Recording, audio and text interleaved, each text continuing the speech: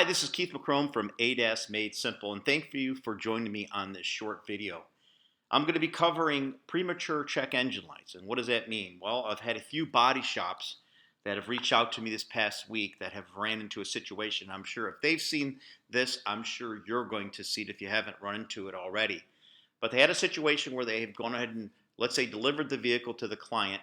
The client took the vehicle and drove it for 2 to 3 days, and it had the check engine light popped up on it, and they didn't know what was wrong.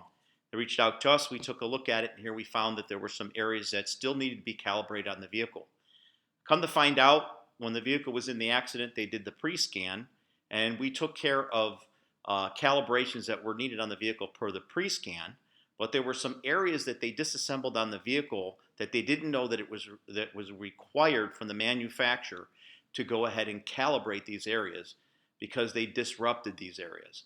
And this is what I've been kind of talking about with everybody. It's not just because you do a pre-scan if you're going to see a code in there that's related to a calibration.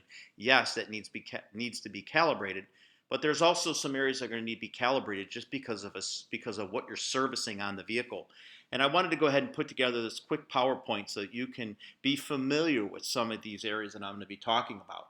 I'm going to be talking about lane keep assist. I'm going to be talking about lane watch. I'm going to be talking about a collision avoidance and also blind spot monitoring. So let's talk about the lane keep warning intervention assist system. So lane keep assist, let's call it that to make it simple. When is it that that system needs to be calibrated? And again, this is required from the manufacturer, and we have all the position statements that indicate this. But if a windshield is replaced, you're supposed to go ahead and calibrate the lane keep assist system. If the camera is removed or replaced, you're supposed to go ahead and calibrate the lane keep warning system. And also, if the wheel alignment is adjusted, if you adjust the wheel alignment, and let's say the wheel is out and you don't calibrate that lane keep assist, you're also going to get a check engine light on.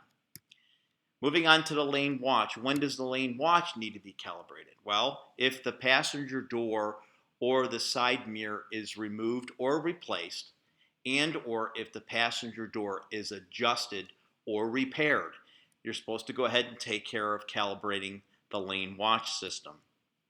The collision avoidance system or adaptive cruise control. When are you supposed to go ahead and calibrate that?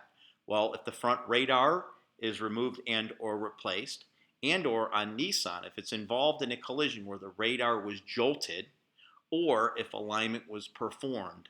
You know, as these things go along, maybe 3 or 4 weeks out from now, I'll kind of share with you how if it can be off a 1/16 of an inch and what it would do to a vehicle, say a good 25, 30, or 40 feet out. It won't even recognize anything in front of it. I'll share that with you. That's why when you do an alignment, it's so important that you come back and you take care of calibrating these particular ADAS systems. If not, you're going to get a check engine light that's going to come on. And then the last one here, which is the blind spot monitoring. So when are you supposed to go ahead and take care of a blind spot monitoring calibration? Well, if the radar unit is removed or replaced or unplugged. So even if you just unplug this unit, it's something that you need to go ahead and take care of the calibration for the blind spot monitoring. If there's any structural repairs on the vehicle, or if the side mirror is removed and or replaced, you're supposed to take care of that blind spot monitoring. Now, what I'm going to do kind of struck an idea here for me. There are quite a few body shops that are having us taking care of the pre-scans, one, to see what is inside the computer to know exactly what they have to go ahead and calibrate. Plus, we're able to look at the repairs they're going to do on the vehicle, and we're able to find additional areas that need to be calibrated. And again, this is all required from the manufacturer. It prevents a check engine light coming on and or the person that's driving the vehicle to have any safety concerns down the road.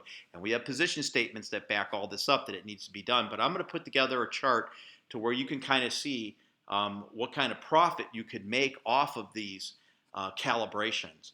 But thank you very much for joining me on this video, and I hope that hope you find this helpful. And if you have any questions, again, you can always reach us at 440-937-2886. Thank you.